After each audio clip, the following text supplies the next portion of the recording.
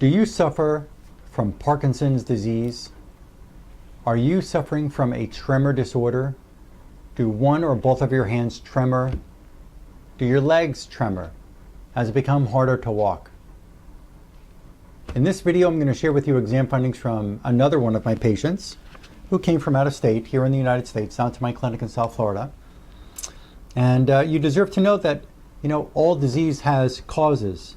And it's not that you don't have enough medication that you have developed a tremor disorder or a Parkinson's-like condition. Why do I say Parkinson's-like? Because there, in certain movement disorder textbooks, there are over or close to, if not over, 100 different movement disorders. Not all of them are called Parkinson's, okay? So in this video, again, I'm going to share with you exam findings from a patient, middle-aged male, who's done a lot of homework, who he and his wife has traveled around. They've tried all these different natural methods of doing their best attempt to clean up his tissues and function better. Well, one of my understandings with dealing with the body is that infections and toxins are causing these neurodegenerative diseases like Parkinson's or Parkinson's-like conditions. And the second thing to understand is your body, your blood vessels need to be cleaned, your organs need to be cleaned, and in addition to the brain needing to be cleaned. So when the blood vessels are toxic and you're not using a method that will get you precision findings, accurate findings to create a precise protocol to be able to remove the toxin from where it's located, and just trying to blanket the body with some kind of antibiotic or blanketing the body with some kind of chelation step to try to just get out mercury is not really the best way to go after it. We need accuracy with accurate findings and precision in removing the toxin and or infection from that specific tissue where it was found. In this gentleman's test, the first tissue that came up is his parathyroid. Let me tell you one thing about the parathyroid is that its job is to promote calcitonin, which is a hormone, and the calcitonin, its job is to be able to balance calcium in the body, calcium in the bloodstream, calcium in the bone and teeth. And what happens when there is too little or too much parathyroid function? You can actually lose your ability to balance calcium appropriately in the body. Calcium is not only used for bone density. Calcium is actually used, in addition to bone density, calcium is used to have better cognitive function. Your brain will not function appropriately when there is not enough calcium supply for the brain function. So in this gentleman's test, the first tissue in my method, let me tell you something about my method, is that I'm able to find what the weakest link in the puzzle is, what the weakest tissue is. And in this gentleman, the weakest link in his tissue was his parathyroid gland. And the parathyroid gland had dental infection on it with dental mercury, silver mercury compound, and also had microwave radiation from cell phones, cell phone towers, Wi-Fi signals, damaging the parathyroid's ability to function. I also found that his parathyroid had nanobacteria on it. These are dangerous little bacteria.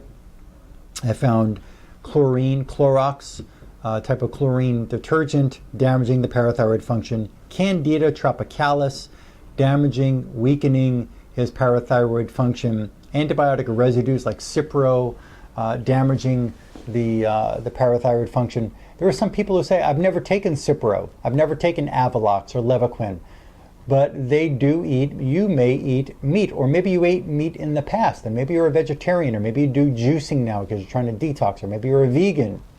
You ate meat in the past.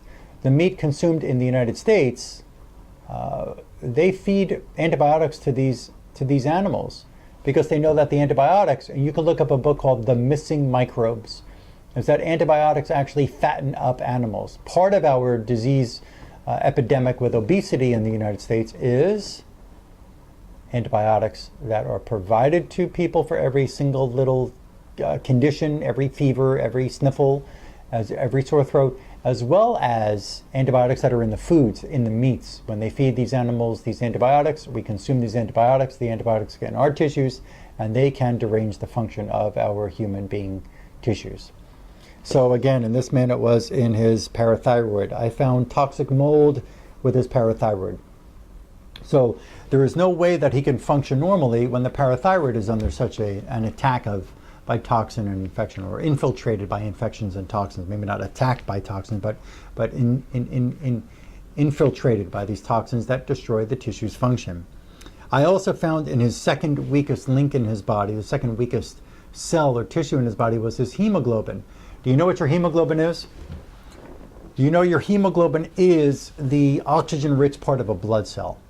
The hemoglobin is where oxygen belongs in the blood cell. What happens when, imagine that you have a blood cell here that has 50 different oxygen molecules in it. 50 of them. Imagine one big balloon with 50 smaller balloons inside. Okay, can you picture that? Imagine that you don't have 50 balloons now inside that one big balloon. Imagine you have 35 balloons inside that big balloon. 30 small balloons inside the big balloon, and the rest of it's filled with mercury. So that one big balloon is your red blood cell, and all these other smaller balloons are your oxygen, the hemoglobin part of the blood cell. I'm trying to make this easy for everybody to understand who's not into science and into physiology and anatomy of the body. Now imagine that we don't have 50 of these little small balloons inside the big one. We have 35, and the rest of it's taken up by dental mercury. Well, when that big balloon goes over to your brain and says, here's all of my small oxygen particles to give you so that you can breathe, it drops off some oxygen and it drops off some mercury. You can actually get infections in your blood cells. You can get toxins that invade the blood cells, because we can actually lose the membrane, the bumper, so to speak, called the cell membrane around the cell. And then what happens is the toxin, the infection, can get right into the cell. So we're cleaning out the dental mercury from his hemoglobin. I also found silver mercury compound in the hemoglobin. I also found another mercury called mercury dimethyl methylchloride. These three mercuries are damaging the blood cell, and they're carried everywhere that blood cell goes. Wherever that blood cell goes, instead of just delivering oxygen to the brain and the tissues, it's delivering some oxygen and mercury. I found his next weakest link. I believe that's number 3 in this exam. Kidney nephron. You have a chief functioning cell within the kidney. We need it to filter our blood. We need it for energy of the body. The kidney nephron was damaged by electricity.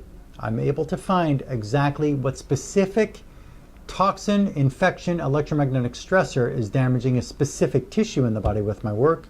So electricity damaging the kidney nephron.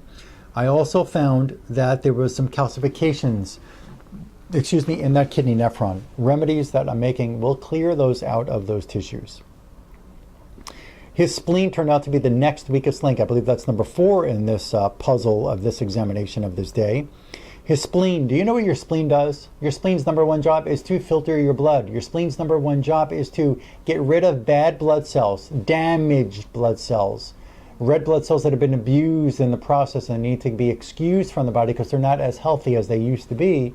The spleen's job is to get rid of those used blood cells. Same with the white blood cells. Your spleen's job is to get rid of those damaged white blood cells because they're not good enough to stay in a healthy body. They're not good enough to keep health in the healthy body.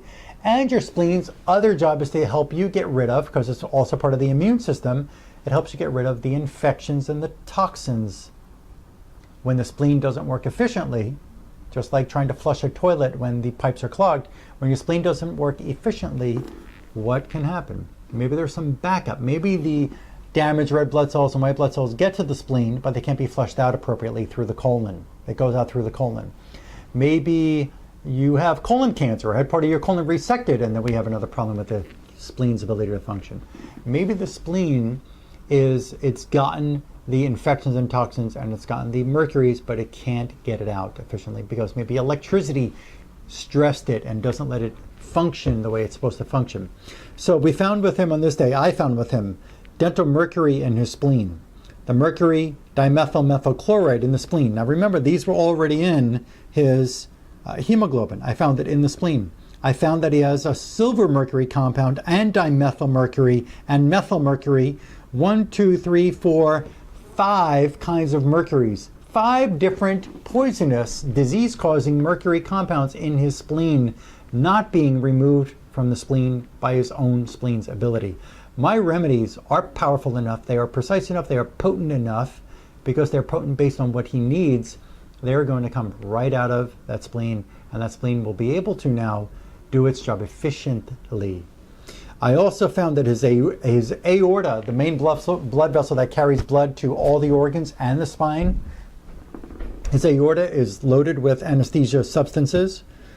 That can't be healthy. When you've been under gas one time in your life, that gas, that anesthesia, can stay in your tissues, causing those tissues to derange, causing them to become less than healthy.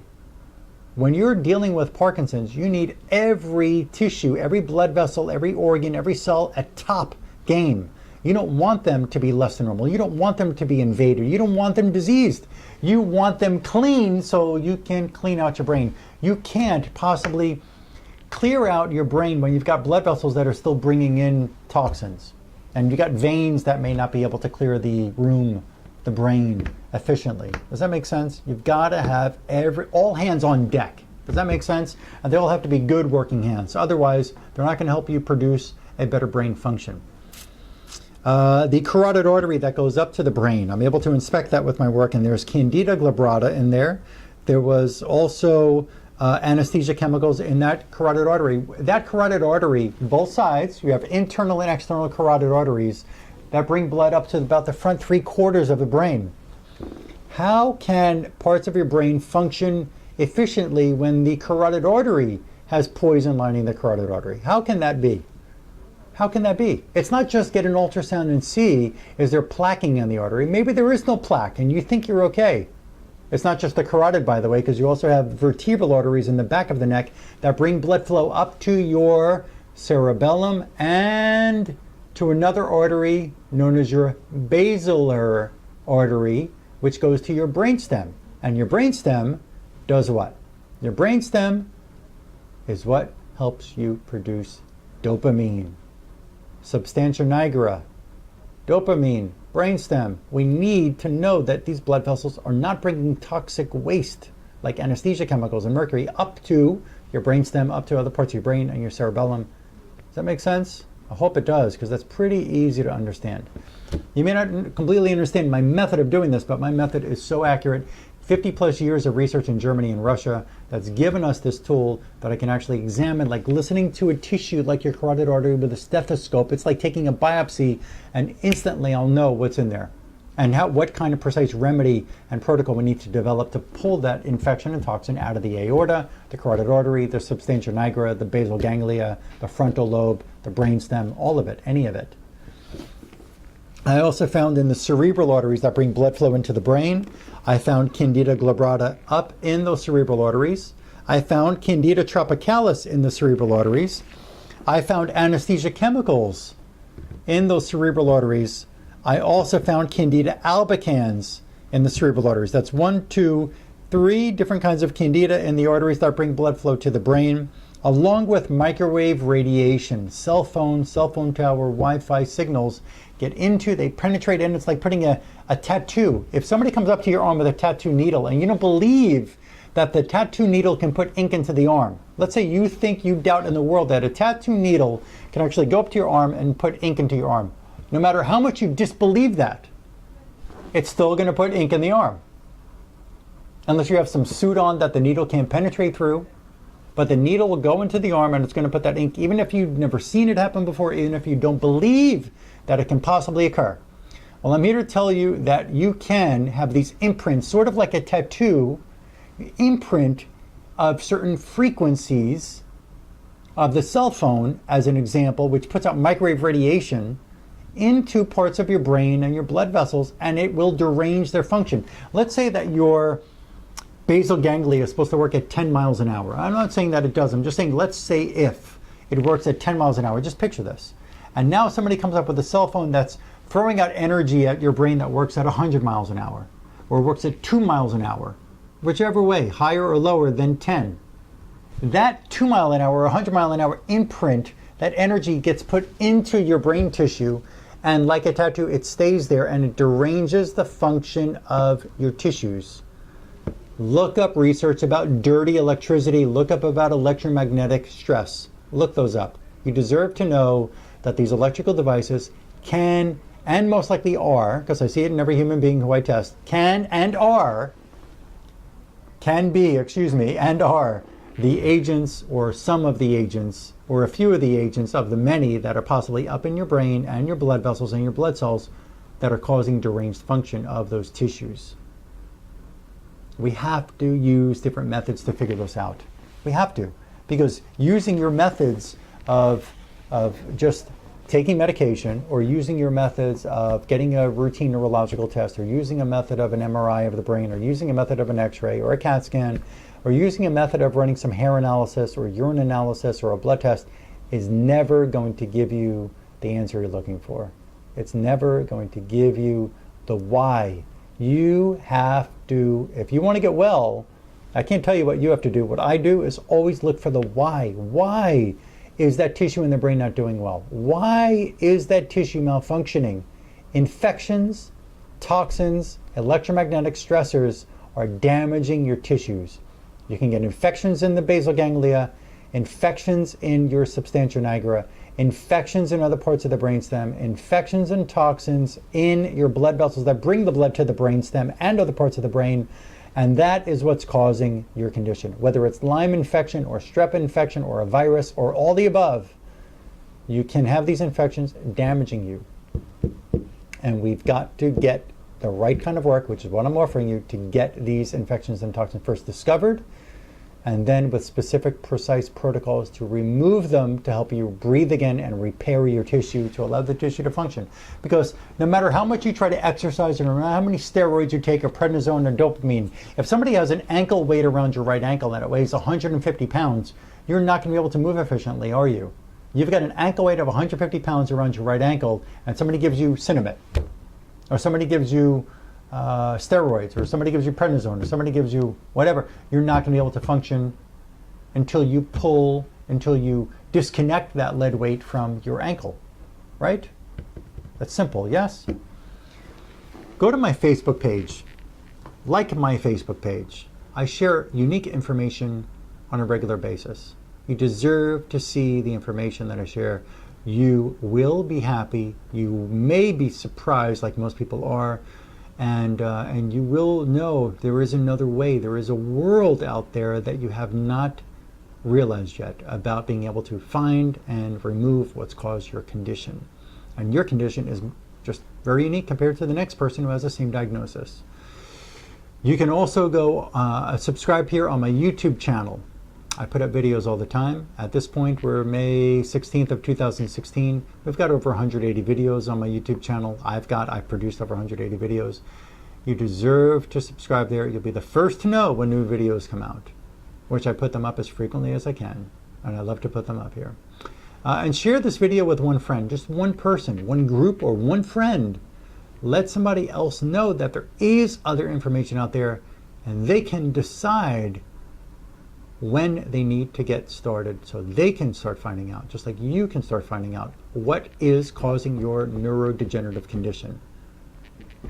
Call my clinic at 954-370-3100.